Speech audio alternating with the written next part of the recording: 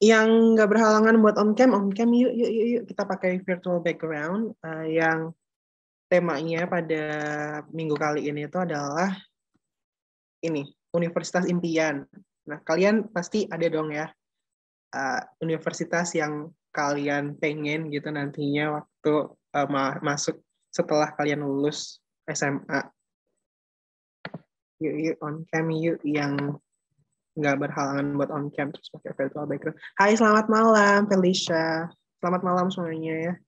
Terima kasih banyak. Oh ya, sebelumnya aku ucapin terima kasih banyak karena kalian udah mau hadir di kelas biologi pada kali ini. Kita bakal ngebahas terusannya dari yang minggu lalu gitu ya. Kalau minggu lalu kita udah ngebahas tentang biodiversitas, sekarang kita bakal ngebahas tentang bagaimana kita itu mengelompokkan biodiversitas. Jadi karena ada banyak keanekaragaman gitu ya di alam ini gitu di bumi, makanya kita perlu mengetahui cara untuk mengelompokkan mereka gitu.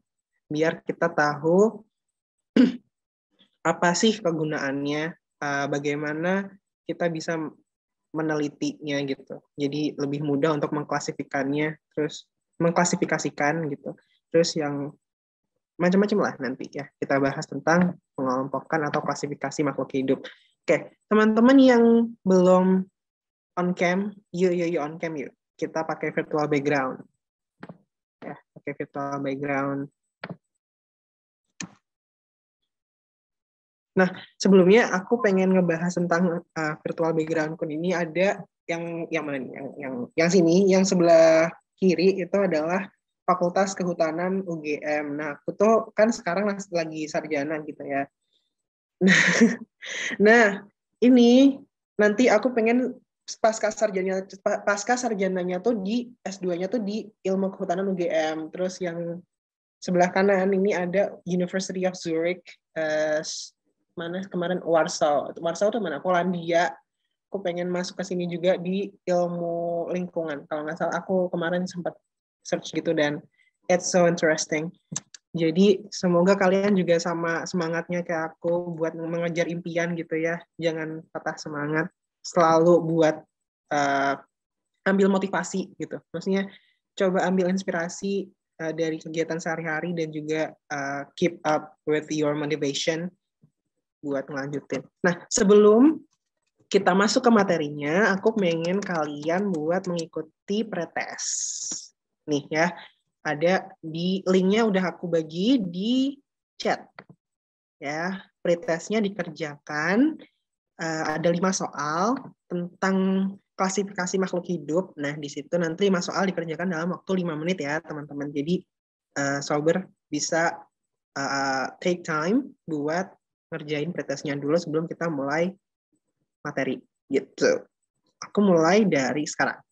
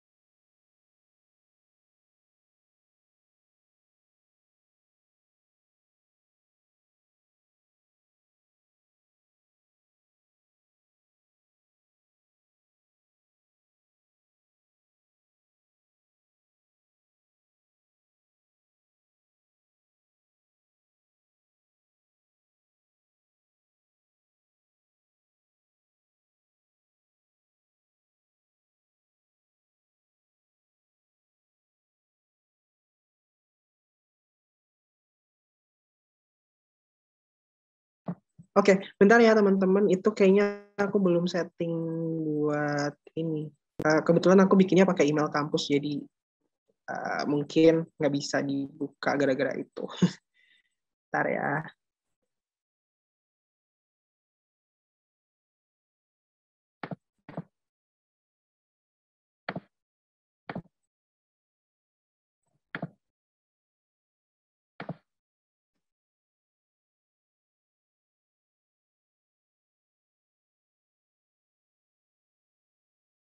Ini udah lewat Chrome aku.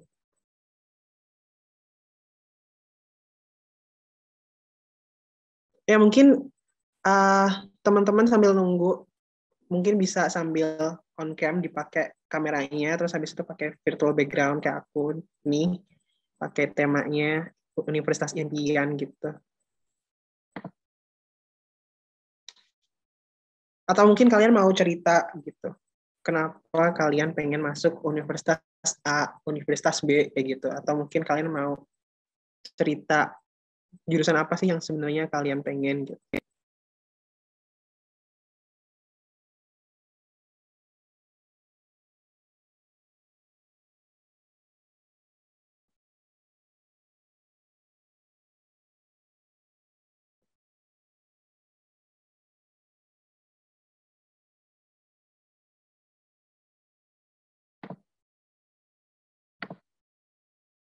Oh iya, nggak apa-apa. Nggak apa-apa, Noraina. Santai saja.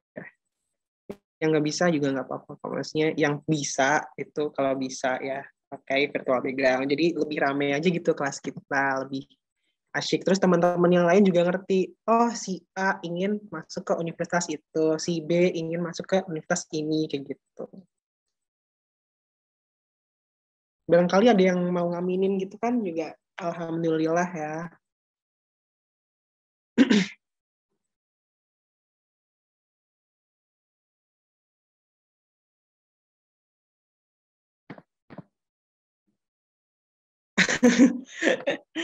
Lagi merasa berat di IPA tapi malah selinjur. Kak. Kenapa tuh? Kenapa berat di IPA? Gara-gara fisika ya?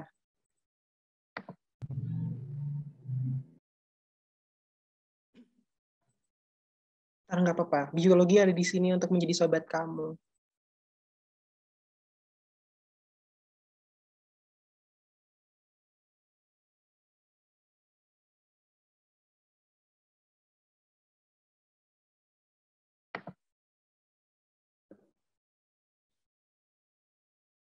Oh iya betul. Jadi itunya lupa nggak aku simpan settingnya. Maaf ya teman-teman. Oke, ntar nunggu loading.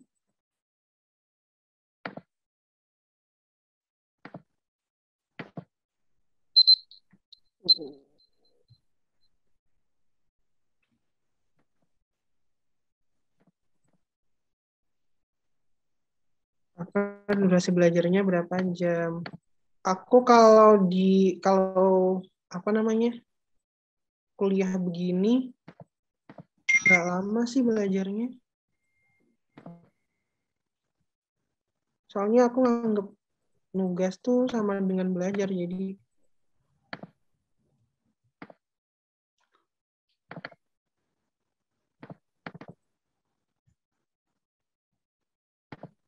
bentar ya. Duh, duh.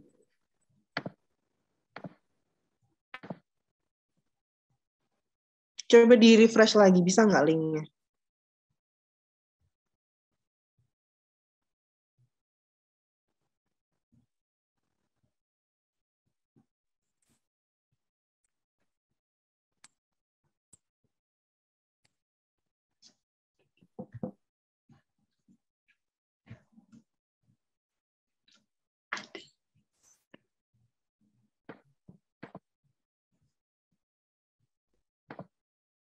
Oke, bentar ya.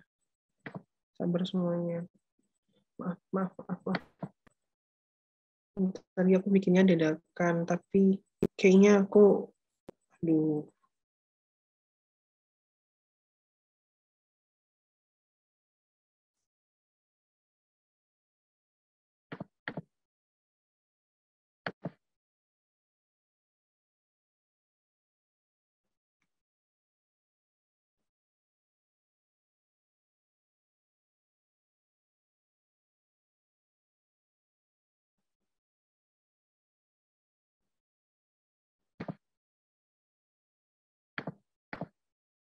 Oke, ya udahlah ya.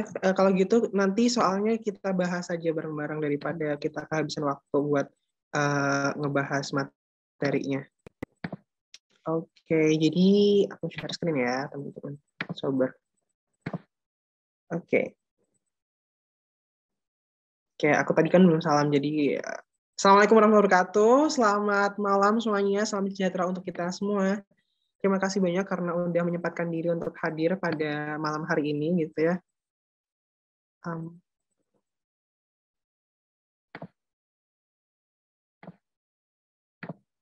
Terima kasih banyak karena udah menyempatkan diri untuk hadir pada malam hari ini. Kita bakal ngebahas menyinari biologi lagi. Setelah minggu lalu kita ngebahas biodiversitas, kita sekarang lanjut ke pembahasan klasifikasi makhluk hidup, taksonomi, dan kladogram. Sebelumnya aku mau tanya ke kalian, ada yang tahu nggak sih klasifikasi itu apa, taksonomi itu apa, dan kladogram itu apa ya, Kak ya? Kok aku belum pernah dengar, atau mungkin ada teman-teman yang udah pernah dengar sebelumnya?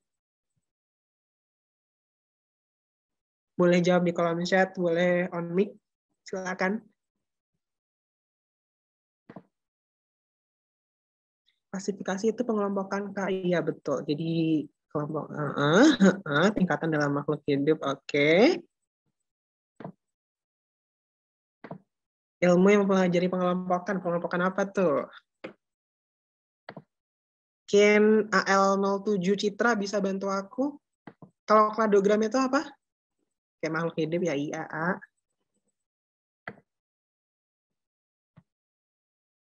Okay, so what are we going to discuss pada malam hari ini dalam tema ini? Jadi yang pertama kita bakal ngebahas tentang definisi, tujuan, dan manfaat klasifikasi. Yang kedua kita bakal ngebahas perkembangan klasifikasi. Jadi nantinya setelah kita ngebahas apa sih sebenarnya klasifikasi itu, kita mengetahui tujuannya, manfaatnya, kita akan menggali lebih dalam tentang bagaimana klasifikasi dari waktu ke waktu.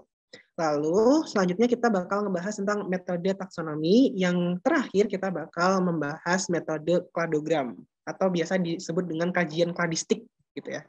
Kajian kladistik karena unit dalam kladistik itu disebut dengan klad gitu. Oke, makasih Sachi yang mempelajari tentang pengelompokan makhluk hidup dari terkecil hingga terbesar. Oke, terkecil dan terbesar tuh relatif ya sebenarnya, tapi that's alright. You're brave enough to mengemukakan pendapat gitu ya. I appreciate that. Oke, kita review dulu dikit tentang biodiversitas. Jadi bentuk kehidupan di muka bumi bukanlah sesuatu yang bersifat homogen, tetapi sebaliknya. Jadi heterogen.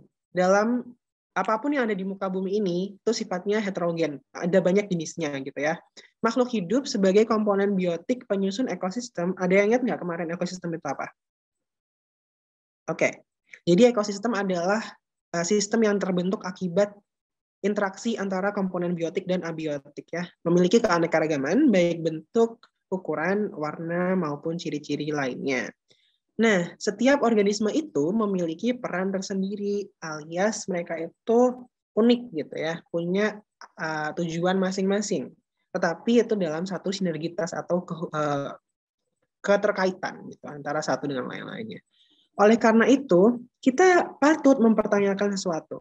Apa itu? Yakni, apakah benar unit-unit kehidupan ini terorganisasi dalam susunan tertentu?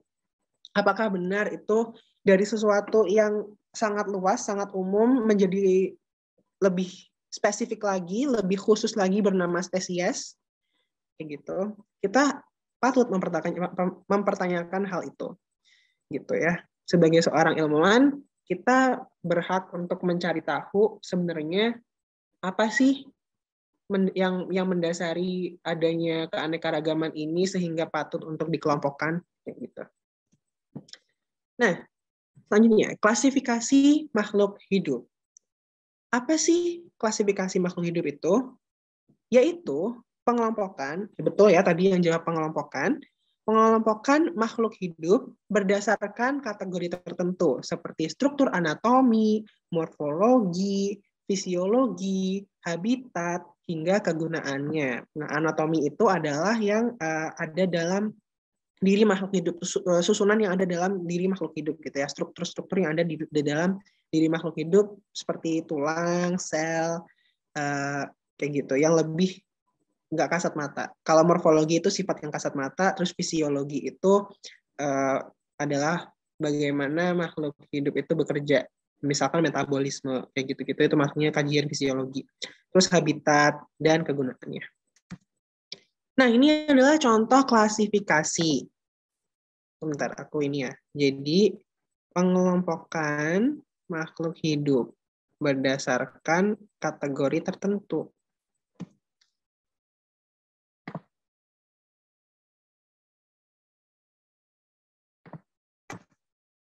Ini ada contoh klasifikasi di sini. Jadi, aku tadi coba untuk membuat klasifikasi sederhana berdasarkan kegunaannya. Jadi di kelompok tumbuhan ini, misalkan ada pisang, ada stroberi, ada bunga euforbia, ada sansevieria, ada padi, ada jahe, ada sirih gitu ya. Lalu dikelompokkan lagi menjadi sesuatu yang lebih khusus, kelompok-kelompok yang lebih khusus. Ada tanaman yang bisa dimakan menjadi tanaman pangan, seperti pisang, stroberi, dan padi. Lalu ada tanaman yang khusus untuk hiasan atau pajangan gitu ya, untuk estetika. Ada sansevieria dan euphorbia. Kalau kita lihat dari kelompok tumbuhan yang ada di bagian yang paling besar ini. Terus ada tanaman obat dari jahe dan sirih gitu ya. Jadi contoh klasifikasi yang sederhana itu seperti ini, menggunakan penggolongan berdasarkan manfaatnya kayak gitu ya. Kita lanjut ke tujuan dari klasifikasi. Jadi tujuannya tuh apa sih, Kak? Yang pertama adalah mendeskripsikan apa yang dideskripsikan, ciri-ciri makhluk hidup untuk membedakan jenisnya. Jadi agar kita itu lebih mudah untuk membedakan makhluk hidup dari jenis satu dan jenis yang lainnya. Kita tuh biar mudah gitu loh untuk mengidentifikasi antara misalkan kuda dan kucing, atau kuda dan keledai, atau mungkin burung merpati dan ayam, kayak gitu. Lalu selanjutnya tujuannya adalah mengelompokkan makhluk hidup sesuai dengan ciri-cirinya. Nah, pengelompokan ini nanti bakal ada manfaatnya. Kenapa kok bisa dikelompokkan, itu karena apa, dan apa yang bisa kita ambil dari pengelompokan itu. Terus yang ketiga, untuk mengetahui hubungan kekerabatan ya antar makhluk hidup. Nah, dengan mengetahui pengelompokan tadi, kelompok-kelompok organisme, kita mengetahui organisme mana sih sebenarnya yang berkerabat gitu, yang punya keterkaitan silsilah, apa ya, bukan silsilah kalau kita ngebahas tentang taksonomi itu, urut-urutan evolusi, seperti itulah kurang lebih ya. Lalu untuk mengetahui evolusi makhluk hidup berdasarkan hubungan kekerabatannya. Jadi tujuan-tujuan klasifikasi ini sebenarnya saling bersinergi gitu. Dari kita mendeskripsikan ciri-ciri, kita setelah mendeskripsikan kita bisa mengelompokkan sesuai dengan deskripsi tertentu. Setelah mengelompokkan kita dapat mengetahui makhluk hidup mana saja yang berkerabat gitu ya. Setelah mengetahui hubungan kekerabatannya, kita dapat menentukan bagaimana makhluk-makhluk ini berevolusi dari nenek moyangnya, kayak gitu. Next one. Sehubungan dengan tujuan tadi, itu ada manfaat-manfaat dari klasifikasi. Yang pertama, memudahkan kita mempelajari organisme yang beraneka ragam. Jadi mempermudah kita mempelajari. Kalau misalkan masih acak gitu ya, nggak ada klasifikasi, kita bakal kesulitan. Karena apa? Kita nggak bisa nyari dari entry-entry yang urut gitu. Kalau klasifikasi kan kita tahu nih, dari misalkan kita tahu taksonomi gitu ya, maksudnya kita tahu urut-urutannya dari kingdom sampai spesies. Jadi kita tahu kingdom animalia tuh isinya filum apa aja, dari filum chordata dia isinya nanti apa aja, dari kelas mamalia dia isinya apa aja, dari ordo ini, dari genus ini, kayak gitu. Jadi kita mengetahui lebih mudah gitu. Kita lebih mudah untuk mengetahui makhluk mana, makhluk hidup mana yang masuk golongan mana, kayak gitu. Terus melihat hubungan kekerabatan antar makhluk hidup satu dengan yang lain. Jadi kayak yang tadi ya, hubungan kekerabatan nanti dihubungannya dengan evolusi kayak gitu-gitu. Lalu yang ketiga, mengetahui ciri-ciri dan sifat setiap organisme. Jadi kita mampu untuk memanfaatkan organisme itu sesuai dengan ciri-ciri dan sifat setiap organismenya, gitu ya. Jadi ini berkaitan dengan pemanfaatannya dan peranannya di lingkungan. Berkaitan dengan pemanfaatan dan peranannya di lingkungan. Kasih warna kuning kali ya.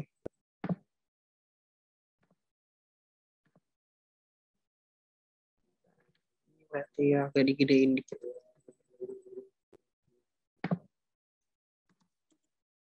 Oke.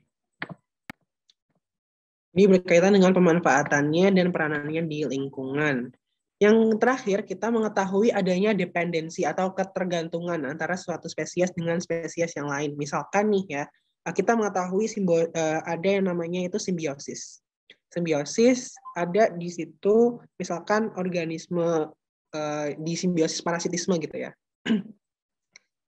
Ada bunga rafflesia, kalau dia itu cuma bisa tumbuh ketika berkaitan dengan inang. Nah, berarti di situ ada dependensi antara bunga rafflesia dengan inangnya. Jadi kita mengetahui contohnya itu simbiosis.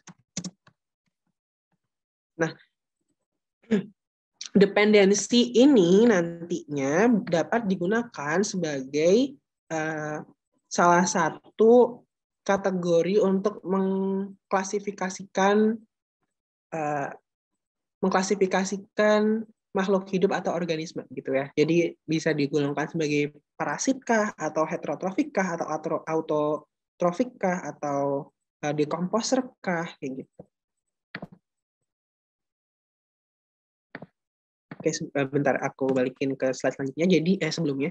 Jadi tadi sebelum ada manfaat, kita ngebahas tentang tujuannya dulu. Apa sih yang kita mau sebenarnya dari melakukan klasifikasi itu? Jadi ada deskripsi dari ciri-ciri makhluk hidup, lalu kita bisa mengelompokkan, kita bertujuan untuk mengelompokkan makhluk hidup itu. Yang ketiga, mengetahui hubungan kekerabatan setelah mengelompokkan itu. Lalu dengan mengetahui hubungan kekerabatan, kita harap bisa mengetahui proses evolusi dari makhluk hidup. Gitu. Okay, next, perkembangan klasifikasi. Jadi klasifikasi itu dari waktu ke waktu ada 3 tahapan. Yang pertama ada klasifikasi artifisial, yang kedua ada klasifikasi alamiah, dan yang ketiga ada klasifikasi filogenetik. Nah, klasifikasi ini, aduh sampai tipu nih ngomongnya.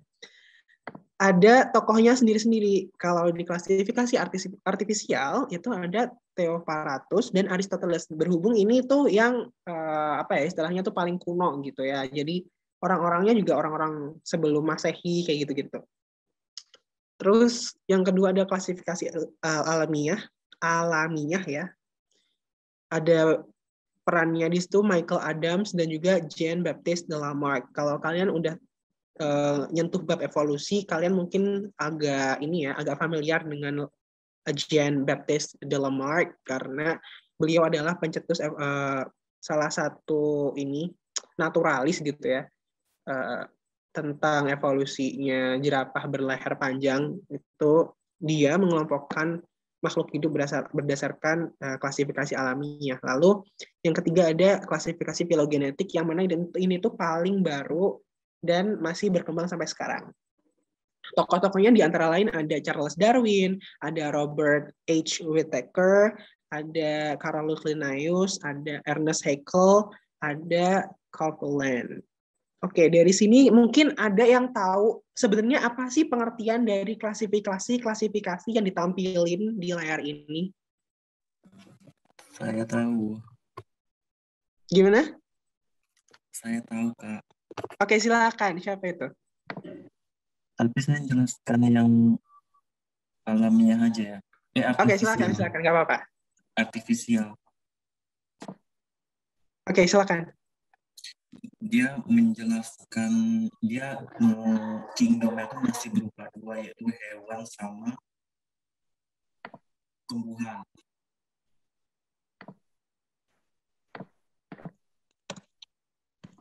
Halo, terdengar?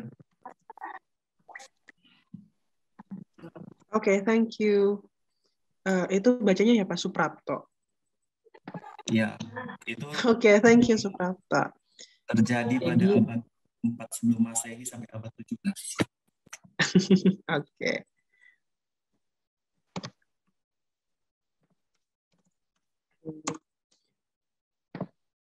Ya, coba buat zoom in. Untuk soalnya kalau di zoom in gini tuh takutnya nggak ketampil semua slide-nya. Maaf ya teman-teman kalau misalkan nggak kurang terbaca.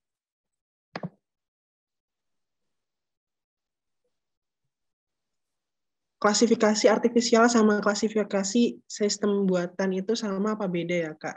Bentar aku nyontek buku dulu ya. Jadi, klasifikasi sistem artifisial itu merupakan klasifikasi yang berbasis morfologi, anatomi, maupun fisiologi dari makhluk hidup, terutama alat reproduksi dan habitat. Jadi itu penggolongannya itu lebih diempasis ditekankan pada hal-hal ini, morfologi, anatomi, dan fisiologi. Jadi hampir semuanya yang terkait dengan makhluk hidup itu. Nah, contohnya itu adalah penggolongan tumbuhan ke dalam kelompok pohon, perdu, gulma, dan semak. Jadi kalau misalkan dilihat dari penampakannya aja ini ya, itu tuh pohon, perdu, gulma, dan semak ini juga kelihatan beda gitu. Terus dari anatominya itu jelas beda juga gitu antara pohon dengan semak atau pohon dengan perdu. Kalau kita lihat struktur batangnya pasti ada yang berbeda gitu. Gitu. Jadi klasifikasi sistem artifisial itu sama dengan klasifikasi sistem buatan ya. Buat yang ini. Next adalah klasifikasi alamiah. Kalau tadi klasifikasi buatan sama-sama. Kalau tadi klasifikasi buatan itu bertitik berat pada hampir keseluruhan aspek yang ada di makhluk hidup gitu ya. Nah, kalau klasifikasi alamiah ini cukup morfologinya aja. Jadi kalau kalian bingung apa sih yang membedakan antara alamiah dengan buatan gitu ya atau artifisial, itu adalah di aspek yang digunakan untuk mengelompokkannya. Jadi kalau di artifisial tadi ada anatomi, fisiologi, morfologi sampai habitatnya. Nah, kalau di alamiah ini cuma morfologinya aja yang dipakai untuk menjadi dasar sistem klasifikasi. Misalnya nih, kelompok hewan berbulu, bersisik, berambut, dan bercangkang. Kayak gitu. Next adalah klasifikasi filogenetik. Jadi, sistem klasifikasi ini sebenarnya merupakan perkembangan gitu ya dari klasifikasi artifisial, tapi di sini itu dititik beratkan pada teori evolusi, disusun atas hubungan kekerabatan antar spesies. Jadi kalau misalkan klasifikasi-klasifikasi sebelumnya, itu tuh nggak selalu ada dalam hubungan yang dekat banget gitu.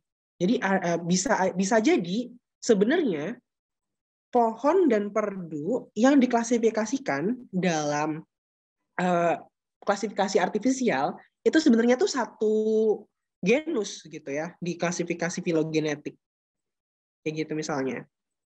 Meskipun penampakannya tuh beda. Nah, sistem klasifikasi ini memperhitungkan morfologi, fisiologi, dan anatomi ya kayak yang tadi itu.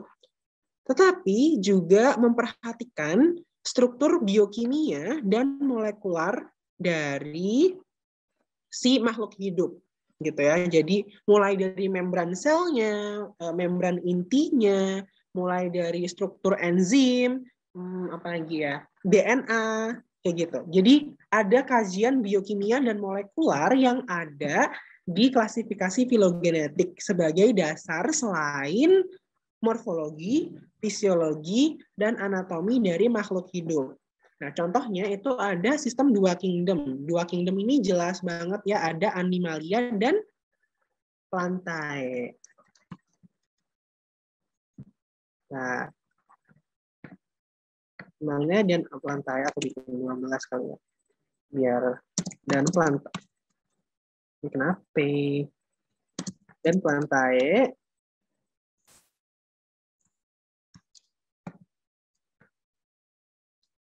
Terus ada juga klasifikasi sistem 3 domain. Kalau misalkan kalian udah pernah dengar 3 domain itu adalah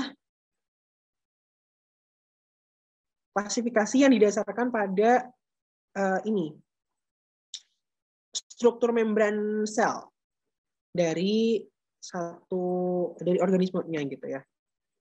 Contohnya, jadi 3 domain itu isinya apa aja, Kak? 3 domain itu isinya adalah archaea, eubacteria, dan eukaryota.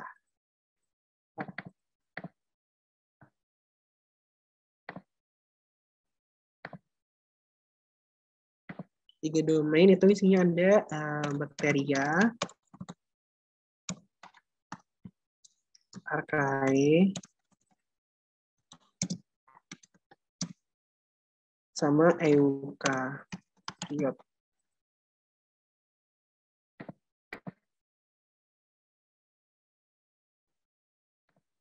Nah, kalau 5 kingdom ini kita udah hampir hafal di luar kepala ya, aku rasa ya. Ada bakteri, protista, plantae, fungi, sama ada animalia.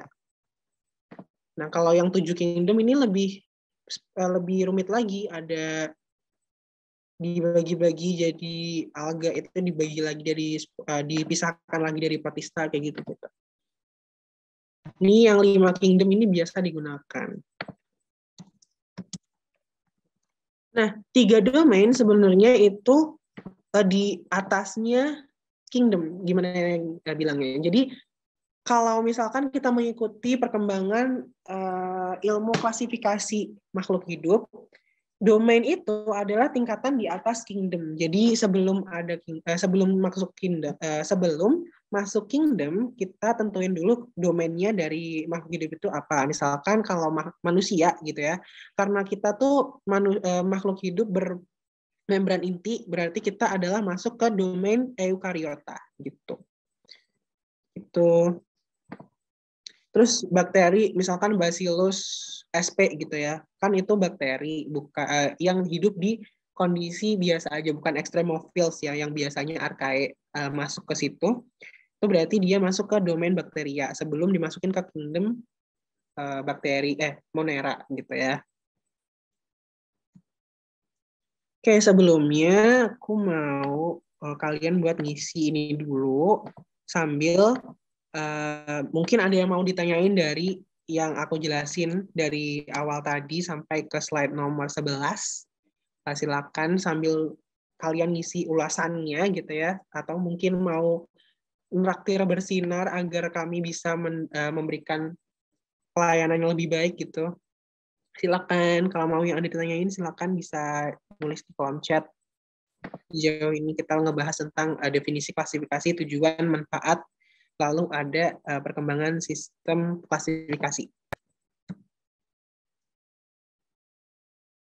Mungkin memang klasifikasi ini sebenarnya menarik ya. Sebenarnya klasifikasi itu menarik, cuman karena banyak yang harus dibahas dan kita tuh harus mengerti dasar-dasar dari setiap makhluk hidup, ciri-ciri utama makhluk hidup kayak gimana gitu ya. Aku rasa banyak orang yang menganggap ini tuh sebenarnya kelihatan boring gitu. Padahal sebenarnya ini tuh menarik sekali gitu ya. Itu menarik sekali karena kalian bisa mengetahui ini ya, slide yang ini. Yang ini betul ya? Yang ini deh. Kak izin. Oke, silakan. Ini kan tentang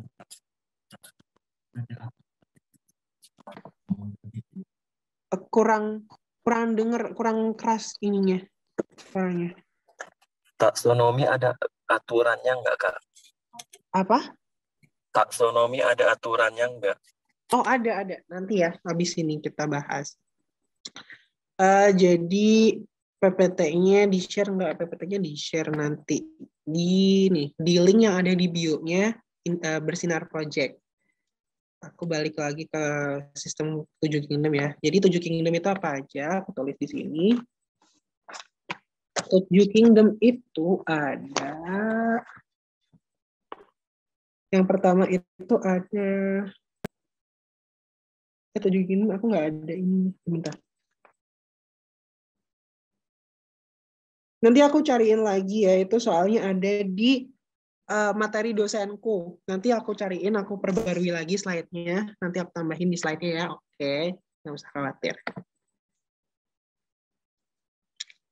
Oke, terus.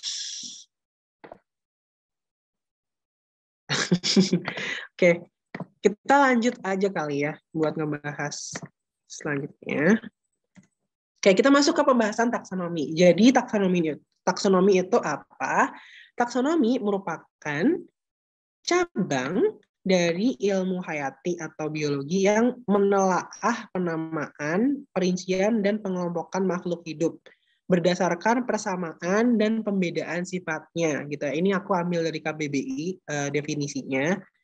Jadi fokus dari taksonomi ini adalah bagaimana kita itu memberikan nama, memberikan perincian, ciri-ciri, terus pengelompokan makhluk hidup. Bagaimana kita menggolongkan makhluk hidup ke kelompok-kelompok tertentu. Gitu ya. Terus berdasarkan persamaan dan pembedaan sifatnya. Jadi key words dari taksonomi itu ada yang pertama taksa. Taksa itu adalah golongan makhluk hidup atau kelompok makhluk hidup. Nah, taksa itu sebenarnya bentuk jamak ya dari takson. Terus yang kedua ada karakter.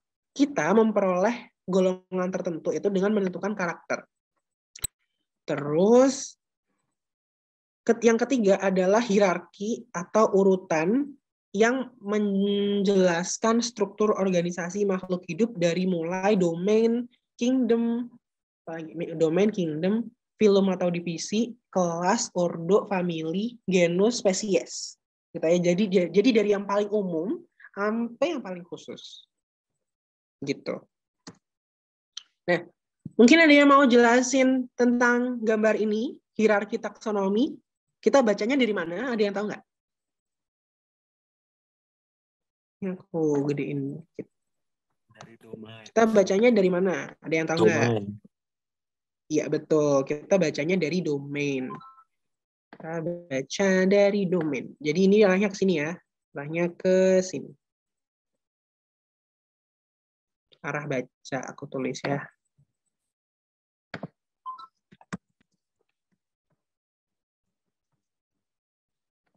Arah bacanya kalau gambarnya kayak gini itu adalah ke kiri. Kalau misalkan intinya dari yang terbesar ke yang terkecil gitu ya, maksudnya kelompoknya.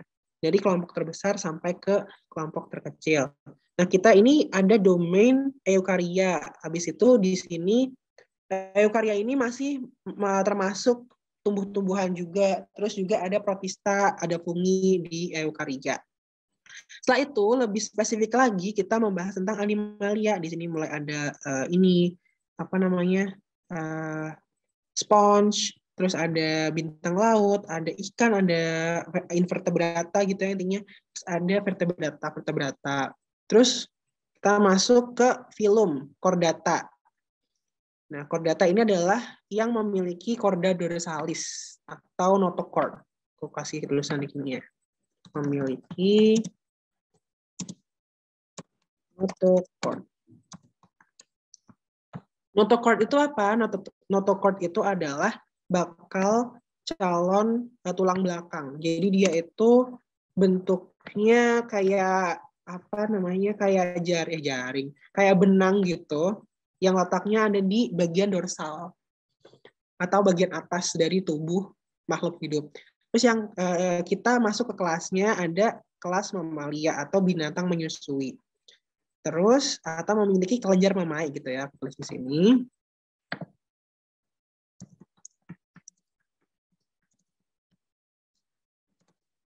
Terus selanjutnya ada ordo carnivora. Ordo carnivora ini adalah mereka yang memiliki struktur gigi taring yang mencirikan karnivora gitu ya. Terus masuk lagi ada famili Ursidae atau beruang. Famili Ursidae itu salah satunya ada genus Ursus di dalamnya. Nah, Ursus ini jika kita kaji lebih dalam lagi, ada 3 spesies. Salah satunya itu ada American Black Bear atau beruang hitam Amerika, yang di bahasa Latinnya itu adalah Ursus americanus atau beruang Amerika gitu ya. Nah, jadi ini tadi kita menggolongkannya dari domain ke kingdom, ke phylum, ke kelas, ke ordo, ke family, ke genus, sampai ketemu nama spesies atau nama spesifiknya. Kayak gitu. Nah, hal-hal yang perlu diketahui tentang taksa. Yang pertama, nama genus berbentuk kata benda tunggal. Jadi genus itu selalu berbentuk kata benda tunggal dalam bahasa Latin ya. Jadi kayak misalkan apa ya? Tadi itu takson itu kan dari bahasa derive apa ya? Di derive itu apa bahasa Indonesianya? Diambil akar. Itulah akar bahasanya itu dari bahasa Latin. Nah, aslinya itu takson singular atau tunggal gitu ya. Takson itu tunggal, taksa itu jamaknya. Nah, kalau di sini itu kita ada genus Chironomus, berarti ini tuh Chironomus. Terus sama citrus ini tuh tunggal gitu. Bukan kalau di bahasa Indonesianya itu bukan banyak Chironomus gitu, tapi cuma Chironomus aja. Nah, yang kedua itu ini bisa dijadiin kayak trik kalian kalau ngerjain gitu. Nah, akhiran ACAE itu menunjukkan famili tumbuhan. ACAE. Jadi misalkan Solanaceae, Fabaceae, Araceae itu masuk ke famili, menunjukkan famili tumbuhan gitu ya. Bukan famili tumbuhan. Terus akhiran idae itu menunjukkan famili hewan. Jadi kalau kalian ketemu soal nanti terus ada idae di akhirnya itu sudah pasti adalah famili hewan atau animalia gitu ya. Terus akhiranae itu adalah untuk subfamili. Jadi ada bovinae, ada felinae, ada apa lagi ya? Ada famili hewan, famili apa ya? Pokoknya yang berakhir naik-naik itu adalah subfamili. Terus yang terakhir itu ada akhiran ini itu digunakan untuk menandakan tribe atau suku gitu ya. Tribe atau suku itu pakai ini. Misalkan hominini itu untuk tribe yang ada manusia di dalamnya. Nah, selain ini sebenarnya ada banyak lagi aturan-aturan penulisan takson atau taksa gitu ya.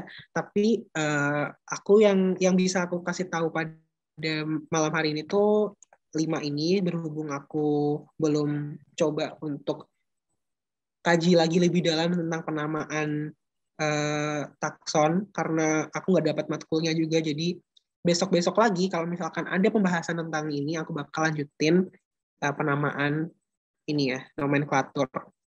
Nah, aturan-aturan binomial nomenklatur atau pemberian nama jenis. Yang pertama, nama jenis itu terdiri atas 2 kata tunggal dalam bahasa Latin. Gitu. Jadi nanti misalkan kalian nih, mungkin Suprapto gitu ya, nanti itu pengen menjadi penemu dari spesies baru. Terus kamu ternyata menemukan kucing gitu ya, kucing dari genus Felis, tapi sebelumnya itu belum pernah ditemukan dimanapun. Kamu bisa menamainya dengan nama kamu gitu, tapi harus di bahasa Latinkan. Misalnya Felis Supraptoii gitu. Kayak misalkan Rafflesia arnoldii itu kan kayak gitu ya, Rafflesia arnoldii itu karena yang nemuin itu adalah Pak Arnold gitu. Itu harus dalam bahasa Latin. Terus yang kedua, kata pertama adalah nama genus. Sedangkan kata kedua adalah penunjuk spesies. Jadi kata pertamanya jelas ya ada genus, kata kedua menunjukkan spesies. Jadi kalau misalkan nanti di soal itu diketahui gitu ya, diketahui nama spesiesnya, nama jenisnya lengkap dua kata gitu ya. Tuh kalian bisa tahu di situ genusnya apa dari kata yang pertama. Terus ketika kalian gabungkan kata pertama dan kata kedua menghasilkan nama jenis bagi spesies tersebut.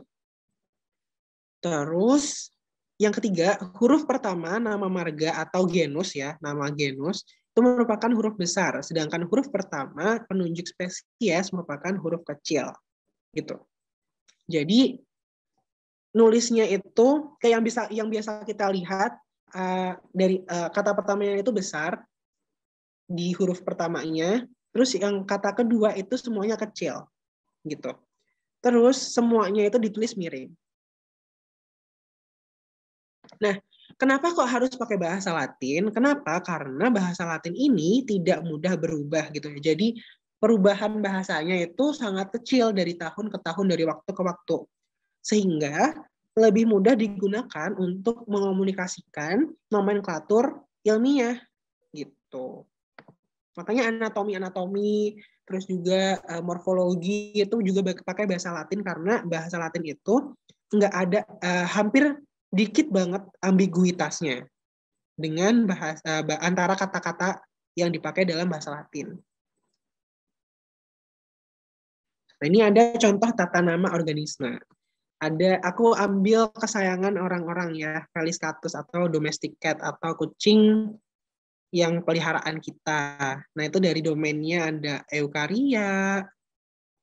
Domainnya dia masuk eukaria karena dia membran selnya dia itu punya membran inti gitu ya. Terus masuk kingdom animalia karena dia sifatnya heterotrof, bisa bergerak kayak gitu-gitu, punya ekstremitas yang jelas kayak gitu. Terus filmnya dia masuk chordata karena dia punya chorda dorsalis ketika embrio. Terus kelas dia masuk mamalia karena punya kelenjar mamae.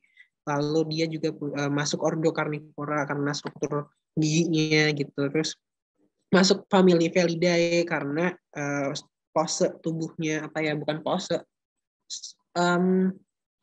model tubuhnya atau karakter-karakter yang misalkan suaranya, terus model kakinya atau jari-jari jemarinya.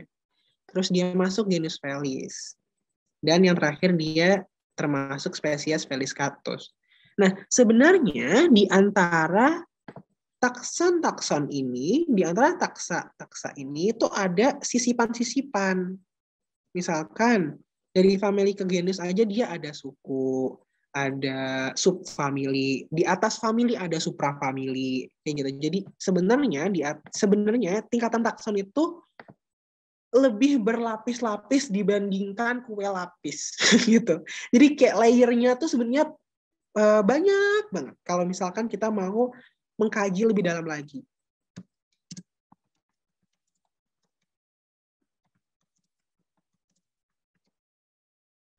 Gitu.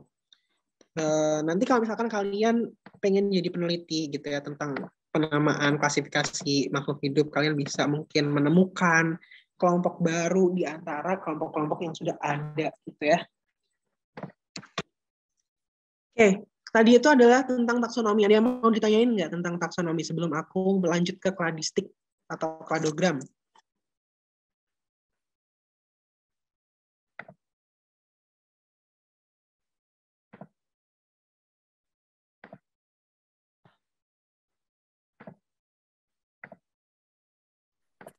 Lanjut, Kak. Oke, thank you. Itu apa tuh di chat? Oke, jadi kita lanjut ke kladistik. Kladistik adalah sistematika klasifikasi yang berpusat pada nenek moyang bersama. Jadi berputar pada nenek moyang bersama. Kladistik itu ya. Nah, hasil kajian kladistik berupa kladogram atau diagram kladistik yang digunakan sebagai dasar pembentukan pohon filogeni. Jadi kladogram ini bisa digunakan sebagai hipotesis dari sebuah pohon filogeni. Nah, bedanya sama pohon filogeni apa, Kak? Bedanya pohon filogeni itu jarak garis menunjukkan waktu evolusi.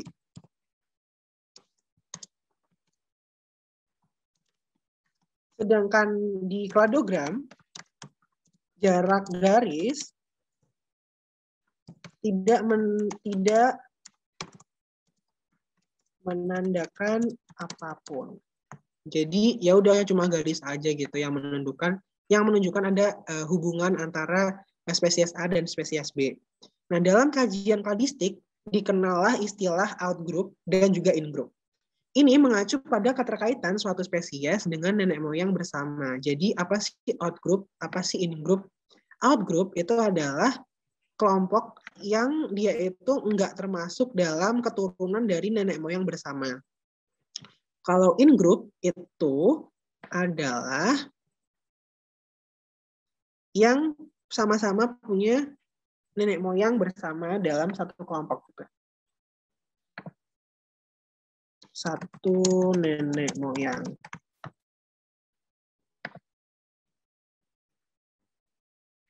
Beda nenek moyang.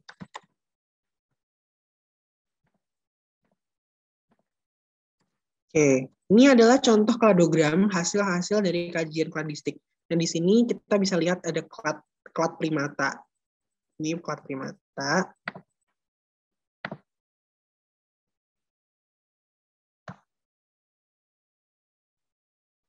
Terus di sini kita ada klad apa itu whale itu paus gitu ya. Di sini ada klad paus, di sini ada klad primata digambarkan dengan kladogram.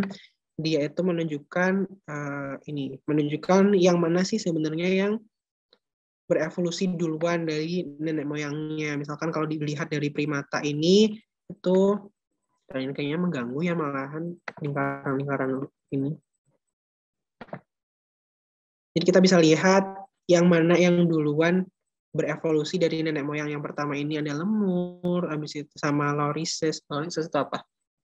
Terus yang kedua berevolusi ada Tarsiers, terus yang selanjutnya itu adalah kera monyet dunia baru New World Monkeys, terus ada Old World Monkeys, terus di akhirnya ada humans gitu. Di sini juga kita bisa lihat dari nenek moyang pertama yang di sini berdivergensi gitu ya, ini duluan, habis itu ini nyusul kayak gitu. Di sini lebih kompleks daripada di sini gitu.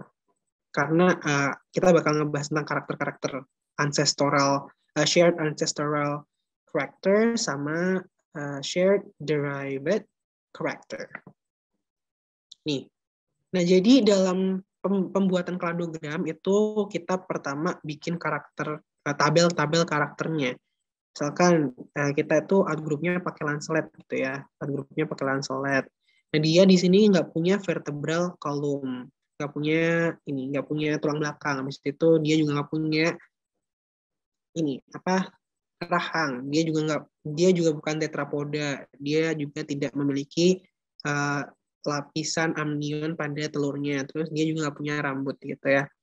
Terus berlanjut sampai ini kita pakai sampelnya itu ada lamprey, ada bass untuk ikan, ada frog untuk perwakilan amfibia, ada turtle buat perwakilan reptilia, terus ada leopard sebagai perwakilan mamalia.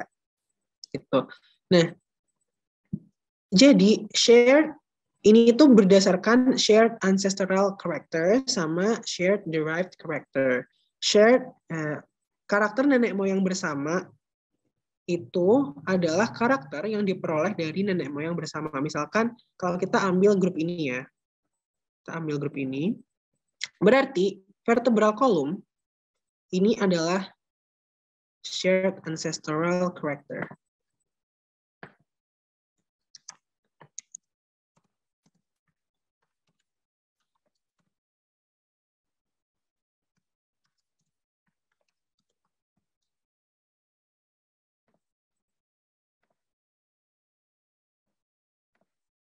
Terus selanjutnya, ternyata hasil divergensi dari setiap spesies setiap waktunya itu menghasilkan karakter-karakter yang berbeda, yang baru-baru gitu.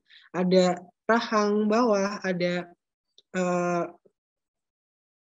ekstremitas berkaki 4, terus ada lapisan amnion dan juga rambut ini merupakan shared derived character, yakni karakter yang dimiliki oleh suatu taksa tetapi tidak dimiliki oleh nenek moyangnya.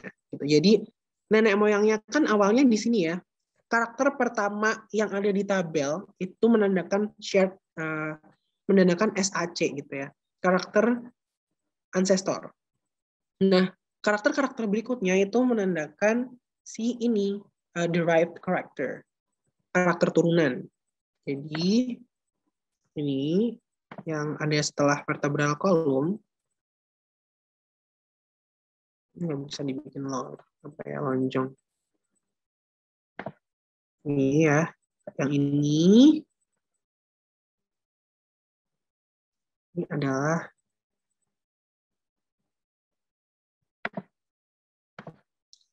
shared derived character. Oke. Dari sini ada yang ditanyain tentang kladistik dan kladogram.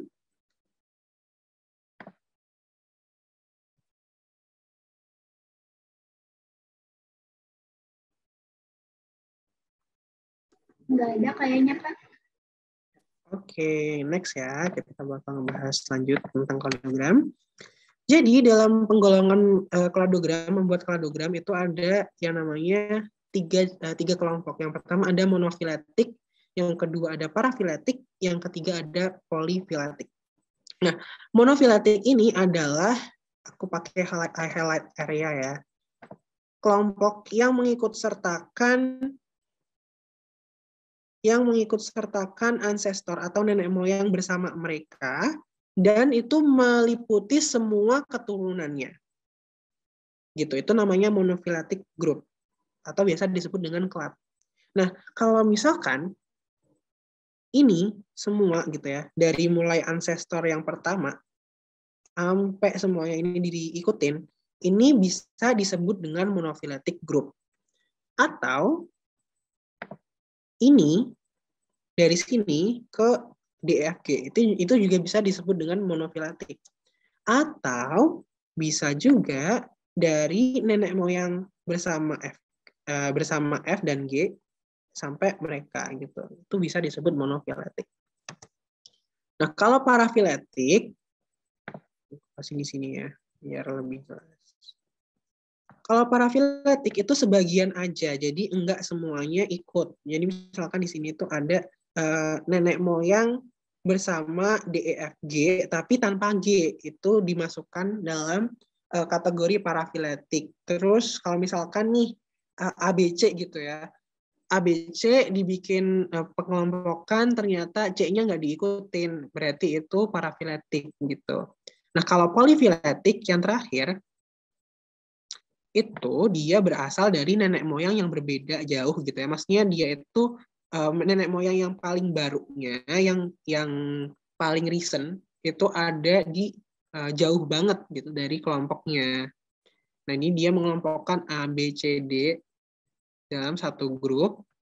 Sementara nenek moyangnya itu jauh di sini gitu. Ini nenek moyangnya. Jadi biru-biru bulat ini itu menandakan nenek moyang. Gitu. Jadi nenek moyang itu tempatnya di mana? Di bagian percabangannya. Jadi setiap ada pertemuan ini ya. Ini kayak gini. Ini. Kegedean. Kebesaran. Ini. Terus ini. Itu tempat nenek moyang. Jadi tempat nenek moyang itu di bagian percabangan.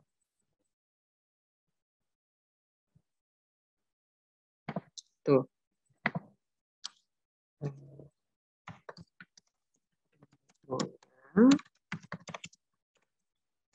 Ini bagian percabangan.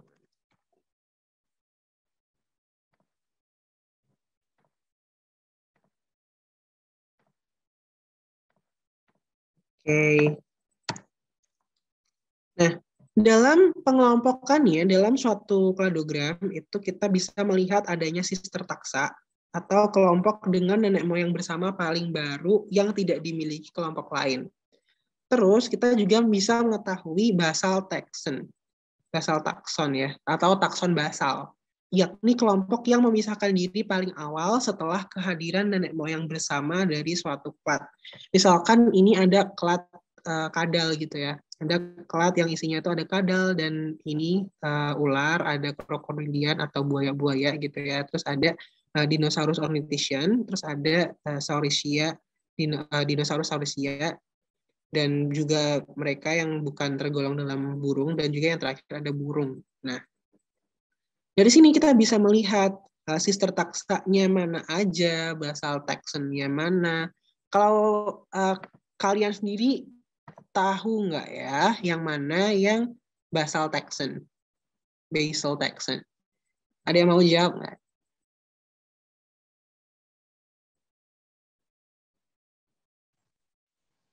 Nih, basal taxon adalah kelompok yang memisahkan diri paling awal setelah kehadiran nenek moyang bersama suatu klat.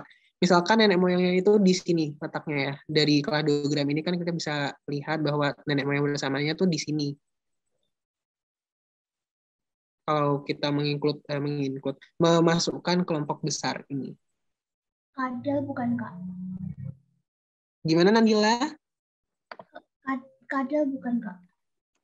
Iya, betul sekali. Jadi itu adalah kadal, basal taxon dari kladogram ini, dari klat ini adalah kadal dan ular. Kelompok kadal dan ular. Ini ya, aku tulis di sini.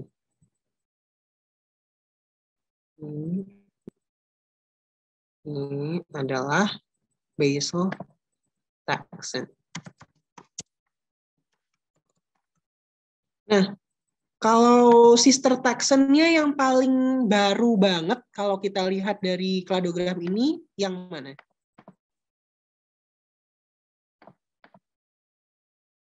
Kalau dilihat dari perkembangannya dari nenek moyang ini ke paling akhir gitu ya, itu yang sister taksanya yang mana?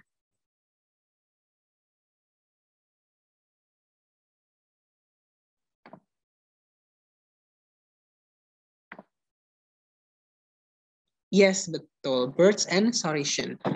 Dinosaurs. Jadi ini yang paling recent. Ini sister taksa. Ini bisa disebut sister taksa ya. Terus di sini sama si dia, sama si ini, si ornithischian itu juga bisa disebut dengan sister taksa.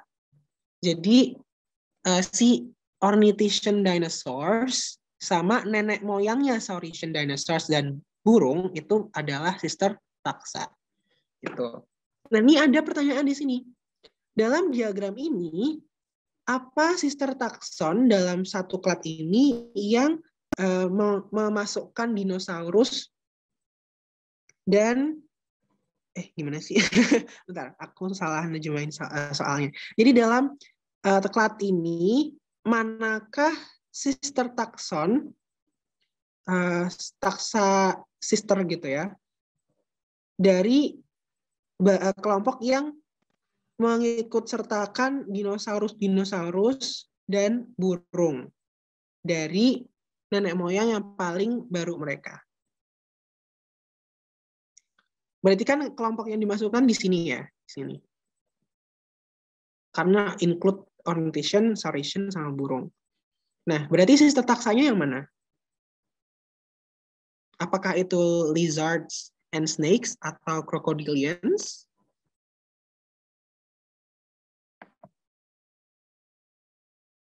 Ada yang tahu nggak ya? Bisa jawab di kolom chat atau mungkin mau on mic.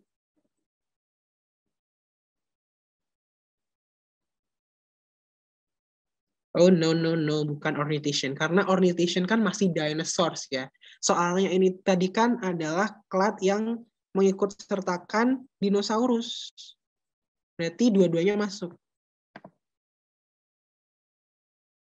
Iya, betul, crocodilians. Jadi, sister taksa dari satu kelompok yang mengikut sertakan ornithischian, saurischian, dinosaurs, dan burung itu adalah crocodilian. Jadi, ini dan ini adalah sister taksa. Ntar aku bikinin yang lebih proper lagi deh gambarannya. Ini dengan ini. Terus ini dengan ini. Berarti kalau common ancestor yang ada buaya-buaya, ada dinosaurus dan burung, berarti dia sister takson sama ini ya. Gitu. Aku kasih keterangan ST gitu ya. ST. Okay,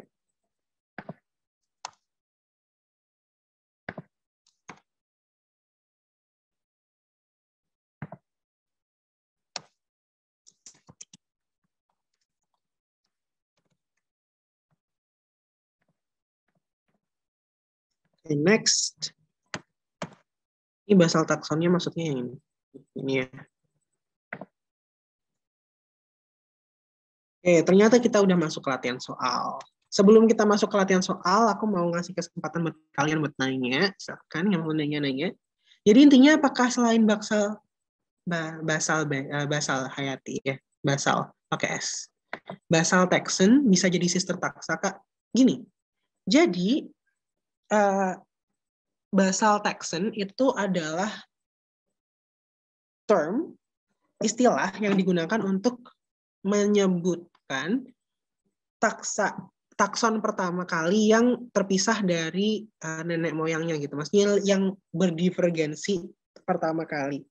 Nah, untuk sister taxa sendiri yang jelas ketika dia itu berdivergensi dalam waktu yang relatif sama gitu ya. Ini tuh kita bacanya gini loh. Ada satu nenek moyang di sini, itu dia dalam waktu tertentu, itu dia ternyata terpisah menjadi golongan kadal dan ular, lalu nenek moyangnya si 4 kelompok ini. Gitu. Habis itu, ternyata si nenek moyangnya 4 kelompok ini berdivergensi pertama kali menjadi buaya-buaya, kelompok buaya gitu, dan juga nenek moyangnya dari ketiga kelompok yang tersisa. Kayak gitu. Nah, si yang berdivergensi pertama kali dan juga temannya gitu ya, dalam lingkup nenek moyang yang sama, itu dia namanya sister taxa. Jadi yang memiliki nenek moyang bersama yang ini paling deket gitu loh istilahnya. Jadi kalau misalkan kita bilang Saurischian sama Crocodilian itu sister taxa bukan sih? Jelas bukan, karena ancestornya itu udah beda 2 generasi gitu dari diagramnya ini gitu. Udah mengalami perubahan 2 kali gitu. Nah, yang sister taxa sama golongan buaya apa dong berarti Kak? Yang nenek moyangnya ini, nenek moyangnya 3 kelompok ini. Gitu. Jadi di sini tempatnya dia.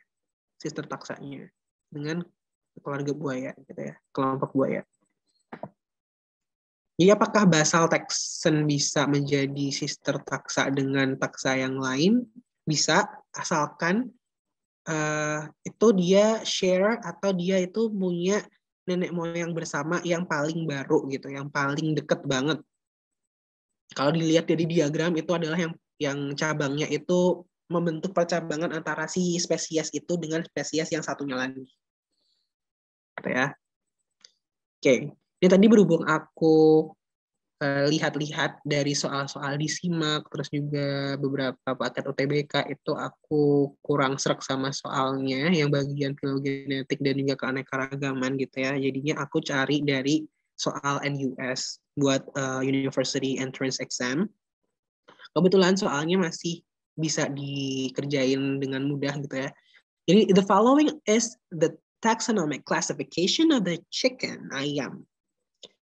Ya, ayam. Oke, aku mau 1 orang, 2 orang buat memberikan pendapat tentang klasifikasi ini. Nah, dia mau volunteer? Siapa yang mau mencoba buat nyebutin ini tuh animalia tuh apakah, chordata tuh apakah, Aves tuh apakah? Oh ya, siapa?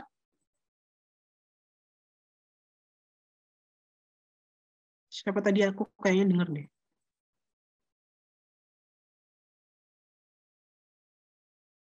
Siapa tadi? Saya, Kak. Oke, silakan Yusuf. Untuk Animalia itu Kingdom. Mm-mm. Untuk Chordata itu Phylum. Mm-mm. Untuk Aves itu kelas. Untuk Oke. Galliformes itu ordo. Untuk itu Pasinidae itu berarti subordo. Kalau nggak salah ya. Oke. Untuk Gallus itu genus. Untuk Gallus itu yes.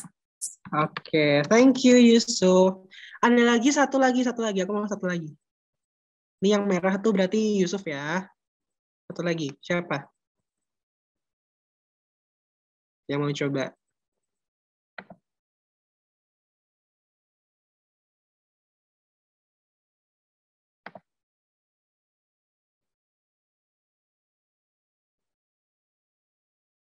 Oke, siap. Aku mungkin tunjuk aja kali ya. Aulia ada di Zoom nggak ya? Kak, salah Kak yang Pasianide itu family. Lupa. Oke. Ada AI-nya gitu. Oke. Tadi Alia coba dulu ya.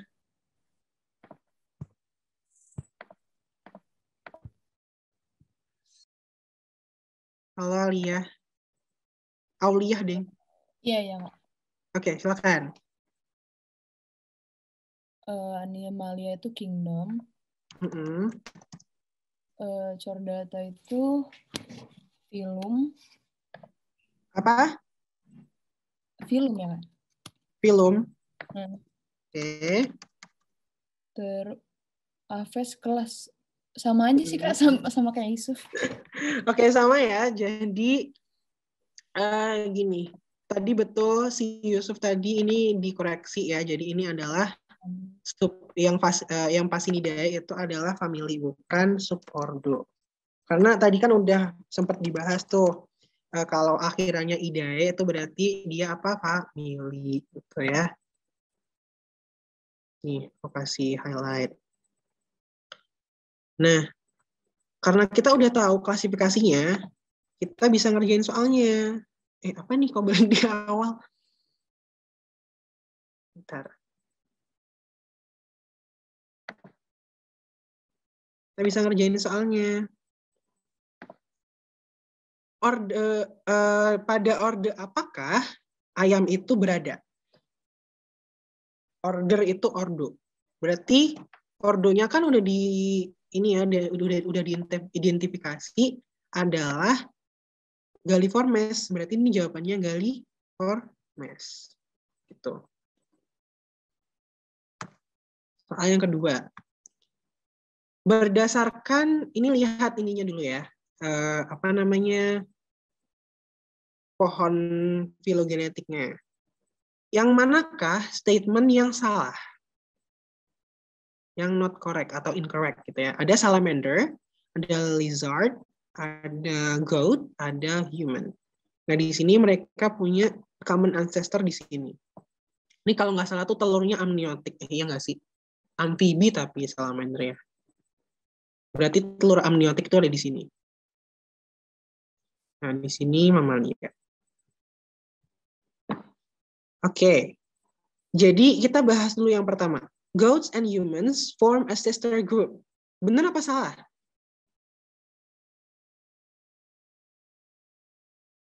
Tadi kita udah ngebahas tentang sister taxa atau sister group. Apakah goat dan human ini dia sister group? Bisa jawab di kolom chat atau mau on mic silakan. Boleh banget.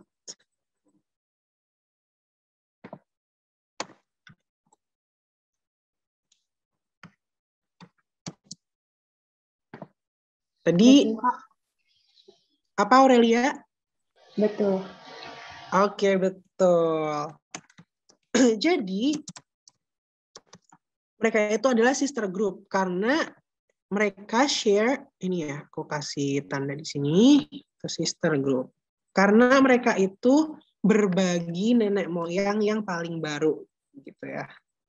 Sister taxa.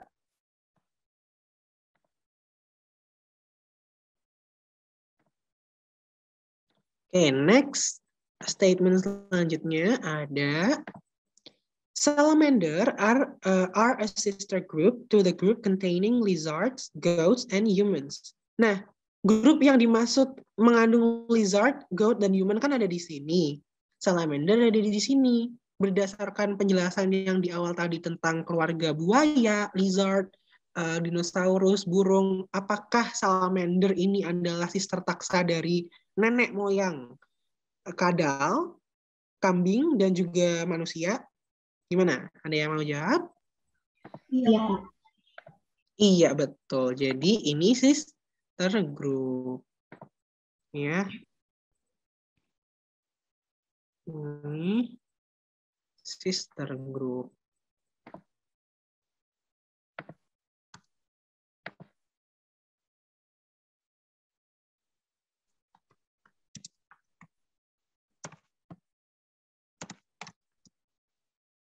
Oke. Selanjutnya. Ini jadi benar ya. Benar. Ini juga benar.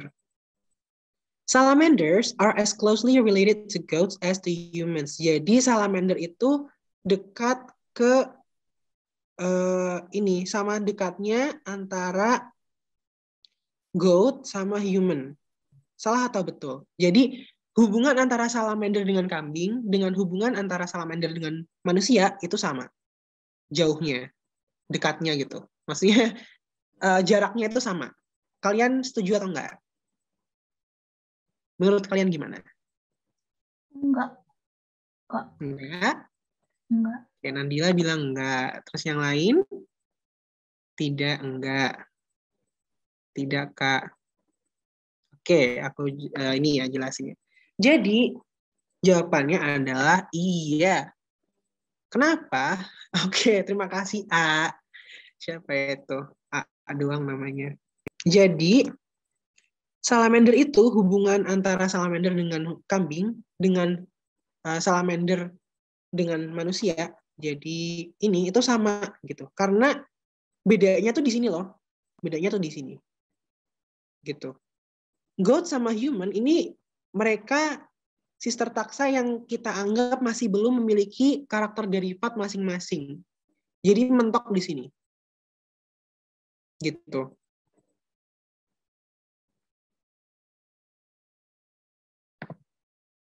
Itu ya. Jadi itu tuh betul.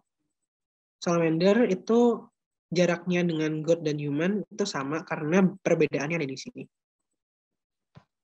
Oke. Terus lizards are more closely related to salamanders than to humans. Apakah betul? Jawabannya adalah salah gitu ya. Kenapa? Kenapa? Karena dilihat dari sini, itu salamander itu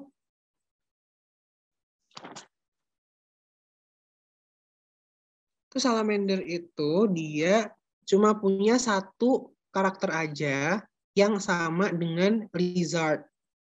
Sedangkan goat dan human, sedangkan manusia itu punya karakter yang sama tuh ada dua dengan kadal. Terus selanjutnya ada karakter derivat ketiga yang mana kadal tuh nggak punya. Jadi kalau misalkan dibandingkan antara salamander, hubungan salamander dengan kadal dan hubungan kadal dengan kambing atau manusia, itu kita lihat dari karakternya gitu ya. Jadi kalau misalkan ada soal tentang perbandingan kayak gini, yang mana yang lebih dekat kita lihat dulu karakternya gitu ya. Kita lihat dulu karakternya, yang mana ternyata itu kayak gini. Karakter satu ada di percabangan pertama, karakter kedua ada di percabangan kedua, yang karakter terakhir ada percabangan ketiga. Kita tinggal lihat aja percabangannya ada berapa gitu. Kalau salamander kan cuma satu nih ya. Kalau goat sama human itu ada ini sama ini. Jadi hubungan antara kadal dan manusia itu lebih dekat daripada kadal dengan salamander.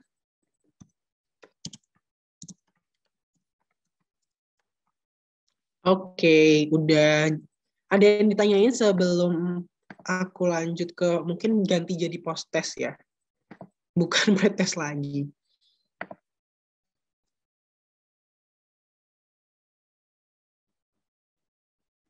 Silakan kalau mau ada yang ditanyain, bisa nulisin pertanyaannya di kolom chat, atau mungkin mau ngajuin langsung lewat on mic gitu.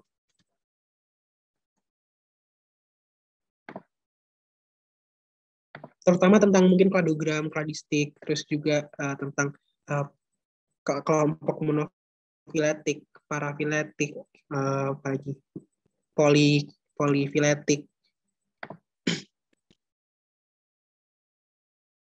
Berarti di situ nggak ada basal takson ya, Kak? Ada, tetap ada dalam satu klad itu yang namanya basal takson ya. Jadi kita lihat aja di sini, yang paling awal berpisah dari nenek moyang tuh siapa sih? Ya si ini salamander. Gitu.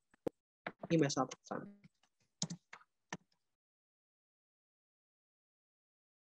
Karena dia pertama kali berdivergensi dari spesies nenek moyang. Gitu.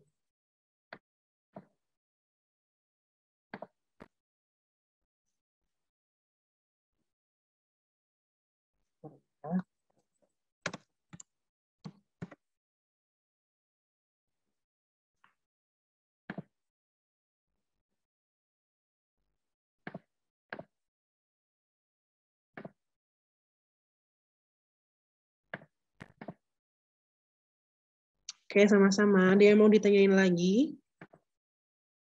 Aku stop share dulu ya, biar internetnya kuat.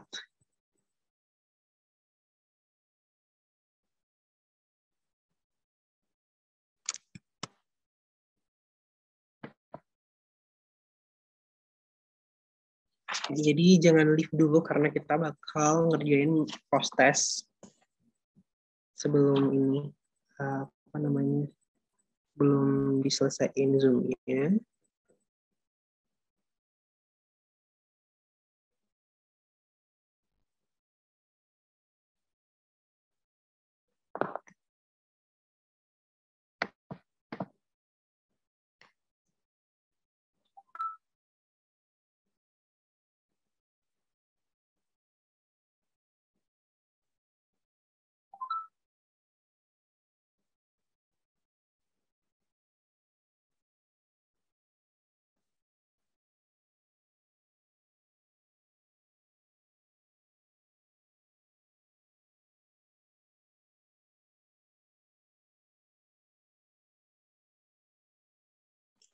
Oke, untuk sementara waktu aku pakai Zoom di handphone dulu ya. Nanti kita ini switch lagi ke laptop.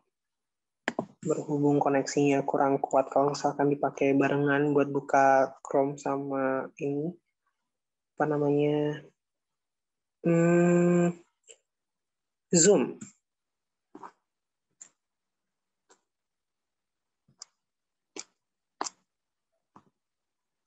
Oke, sebelumnya ada yang mau ditanyain nggak ya tentang materi pada malam hari ini tadi, tentang mulai dari klasifikasi makhluk hidup, terus ada taksonomi, terus ada juga kladogram. Tadi ada yang kalian tanyain nggak? Atau kalian masih kepo tentang sesuatu yang ada dalam taksonomi, kladogram, dalam klasifikasi 5 kingdom, 3 domain, kayak gitu-gitu.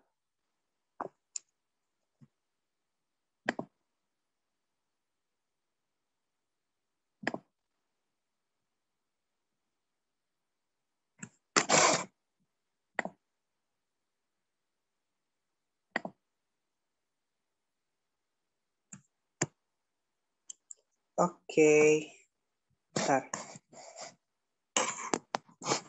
Bentar ya.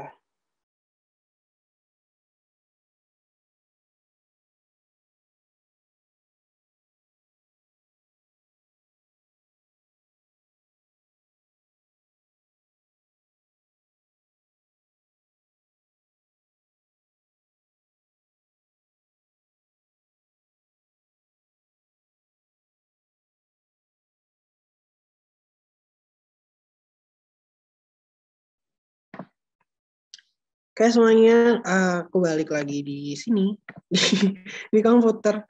Oke, nih ya aku kirim linknya. Coba dulu bisa dibuka atau enggak? Kita ngerjain soal. Setelah pembahasan tadi panjang lebar tentang taksonomi, tentang kladogram, mari kita mengerjakan soal. Agar aku tahu nih sejauh mana sih kalian bisa menyerap materi pada malam hari ini gitu ya.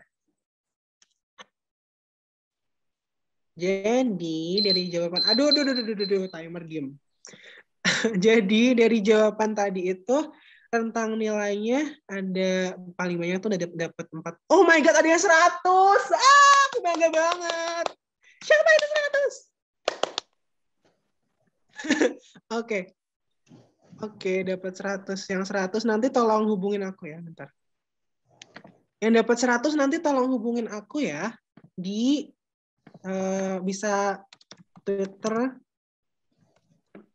XOXOBGS sama IG atau line gitu ya, Twitter atau line di ini.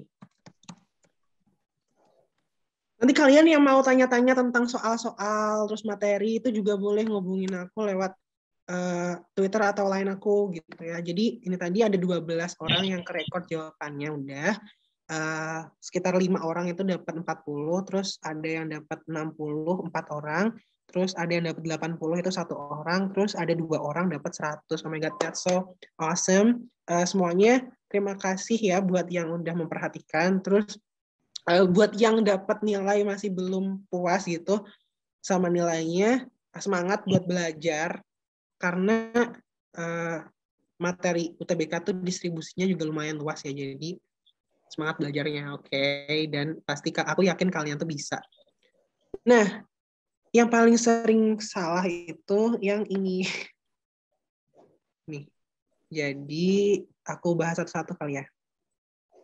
Yang pertama, Fabaceae merupakan takson tingkat. Ini jelas tadi ya udah aku jelasin family karena ada ACAE itu tadi ya. Terus takson terendah yang sama-sama ditempati oleh kucing dan ayam. Ada yang jawab family, ada yang jawab genus, ada yang jawab domain, ada yang jawab kingdom. Jawabannya itu phylum. Phylumnya apa? Chordata. Mereka sama-sama punya vertebrata. Mereka itu sama-sama punya chorda dorsalis gitu ya. Nih, di kingdom tuh masih terlalu luas karena mereka tuh punya kesamaan yang lebih spesifik lagi di tingkat phylum. Terus domain juga masih terlalu luas. Genus mereka jelas beda ya.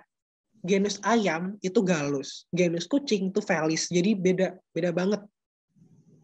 Mereka itu terpisah udah dari ini kelas. Kalau kalau ayam itu masuknya di kelas Apes.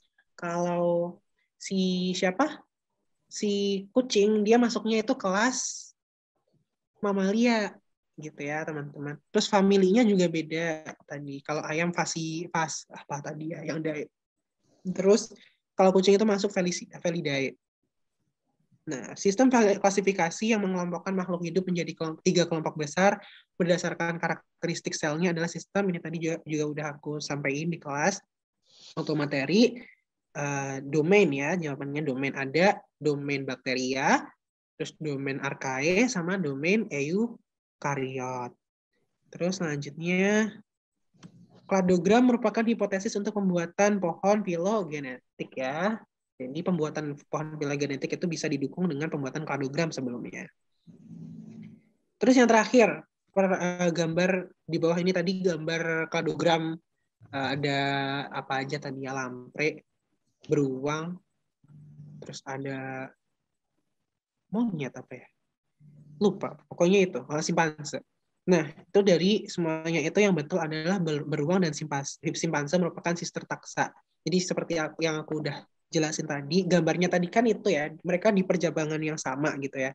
Berarti mereka nge-share, membagi nenek moyang yang sama, yang paling baru. Gitu.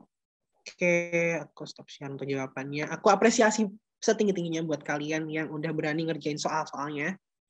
Terima kasih banyak.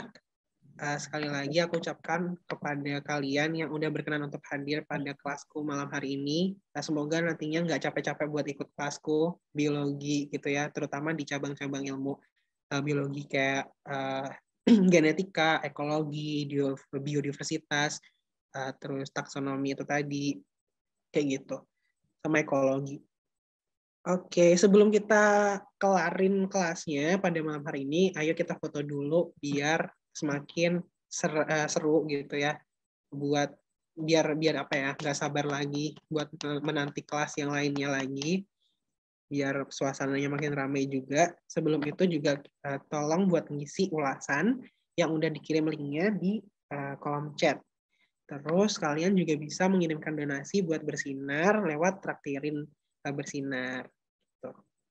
Untuk ngejalinin Zoom-nya juga, makasih teman-teman semuanya, sober semuanya kalian dimanapun kalian berada, tolong jaga kesehatan, stay safe, stay healthy, makan yang cukup, minum yang cukup, istirahat yang teratur, jangan lupa buat bersih-bersih diri, terus juga kembaliin moodnya, biar kembalinya moodnya gitu, buat belajar lebih nyaman lagi, terus semangat belajarnya, good luck on your journey gitu ya, nantinya sampai masuk ke perguruan tinggi yang kalian inginkan. Amin. Semoga perjuangan kalian nanti nggak sia-sia dan ilmu yang kalian dapatkan selama mengikuti kelas Bersinar ataupun mungkin kelas-kelas kalian di sekolah itu bisa membantu kalian buat mencapai cita-cita kalian dan juga berguna sampai kapanpun gitu ya. Amin. Thank you so much guys for attending this class. Semoga nanti bisa hadir di kesempatan-kesempatan yang berikutnya. Aku ucapkan terima kasih sekali lagi dan sampai jumpa. Selamat malam. Wassalamualaikum warahmatullahi wabarakatuh. Dadah.